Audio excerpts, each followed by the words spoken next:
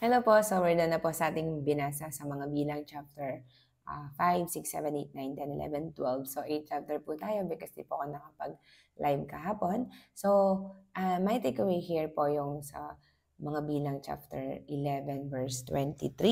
So makikita po natin doon na sabi ng Lord kay Moses na meron ba akong hindi kayang gawin? So question po yun sa mga pinili at lingkod ng Diyos. Sometimes po, pag tayo pinili, tayo ay mga lingkod ng Diyos, minsan nakakaisip, o hindi lang minsan, madalas, naisip natin, kaya bang gawin ng Lord to? Opo. No? Kasi po, ng panahon na yun, humihingi po sila ng karne. So, 600,000 po yung mga Israelita. Imagine po natin, 600,000 sila na pakakainin. Yan.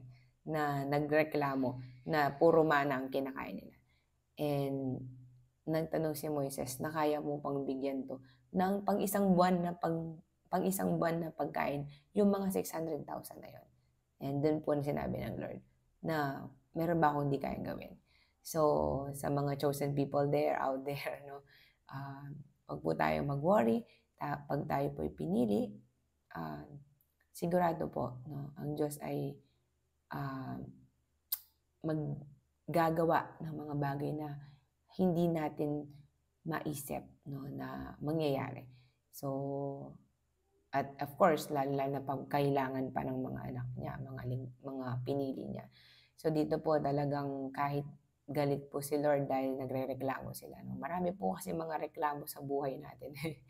So, pero papatunayan ng Diyos na lahat ng rinireklamo at rinirequest mo ay kaya niyang gawin. Amen? So, that's my highlight for tonight and I hope na bless po tayo. And let's continue to ask the Lord, no, sa mga understanding and wisdom po na need natin every time that we read the Word of God. So, that's it for today and I hope it brings inspiration sa inyo pong end.